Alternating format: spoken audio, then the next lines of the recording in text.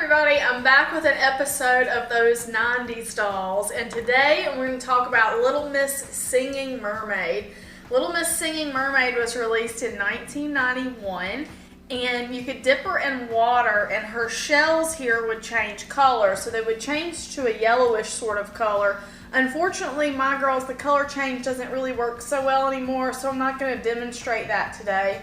But they would also sing, and I am going to demonstrate that.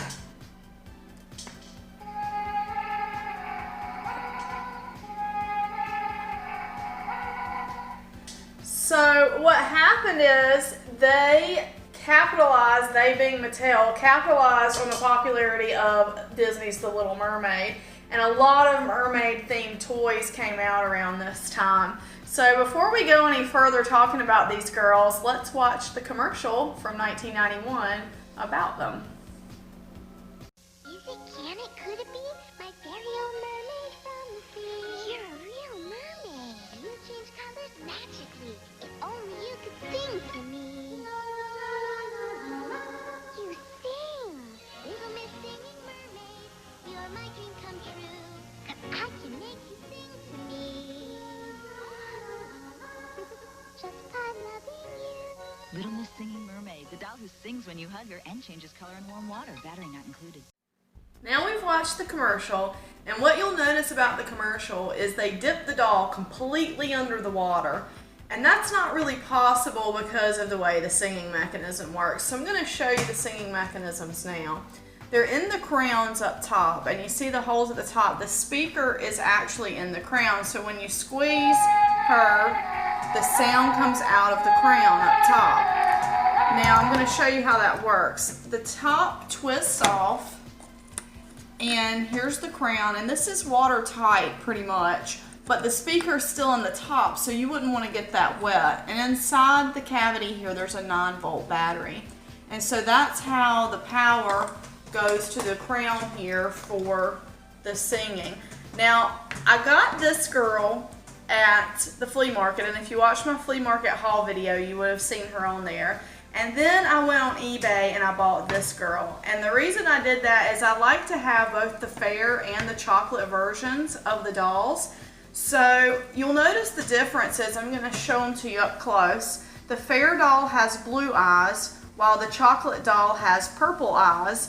And the chocolate doll also has purple earrings, and the fair doll has blue earrings. And one thing that's a lot of fun about collecting these dolls is that you can get them for very inexpensively. So you can still find them at thrift stores and yard sales and stuff like that. But you can also get them on eBay. I paid $8 for this girl. So altogether I have two versions of a great doll from the early 90s for, less than 15 bucks. So I think that's great. And they're a lot of fun, and they have sweet faces. Now, there's also on eBay, so we've got a fair version and a chocolate version. There's a version that I've seen on eBay that's the chocolate doll, but she has blonde hair. And I've gone through catalogs and I've tried to find examples of this, and I can't. So I don't know if those were flukes, but there's more than one on eBay. Or if it's a fair doll whose vinyl has darkened due to exposure or whatever, or if it's a chocolate doll whose hair has sort of gotten bleached out from sitting in the sun. So I don't really know. I'd kind of like to buy one so I could compare them and see if I can figure out what happened. But they're a little too expensive for me right now on eBay, so I'm not going to do that. But speaking of the catalogs, let's take a look at an ad from the Sears Wish Book. Okay, what you see here is the advertisement from the 1991 Sears Wish Book. You can see that each doll was $29.99, which is quite a lot considering what you can get her for today. I hope you've enjoyed this trip down memory lane with me. I have really enjoyed going through and sort of revisiting my childhood with these 80s and 90s dolls. I kind of got the best of both worlds of the 80s and 90s because I was born in 82. So I was, 7 and 8 during that time, and then in the early 90s, I was still a kid, so I got some of the cool dolls from both decades.